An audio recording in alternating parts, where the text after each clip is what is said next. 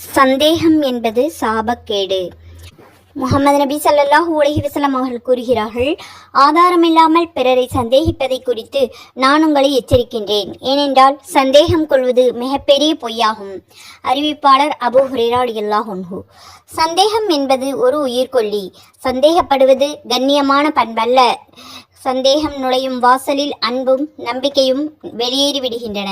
சந்தேகம் உண்மையை மறைப்பதாலும் மறுப்பதாலும் அதை பெரிய பொய் என்று கொள்ளப்பட வேண்டும் என்பார்கள் நபி ஸல்லல்லாஹு அலைஹி வஸல்லம் அவர்கள். சந்தேகம் ஏற்படுவதால் உறவுகள் துண்டிக்கப்படுகின்றன, நட்புகள் நிலை குலைந்து விடுகின்றன. கணவன் மனைவி, மனைவி கணவன் மீதும், பெற்றோர்கள் மீதும், குழந்தைகள் மீதும், பிள்ளைகள் மீதும், பெற்றோர்கள் பிள்ளைகள் மீதும் சந்தேகம் கொண்டால் வாழ்க்கையில் நிம்மதியற்று போய்விடும். இதை பற்றி விவரமாக தெரிந்து கொள்ள நமது பயான்களை பார்த்து பயனடையுங்கள். லைக் செய்து கமெண்ட் செய்யுங்கள். ஜஸாக்கல்லாஹு கைரா. அஸ்ஸலாமு அலைக்கும்.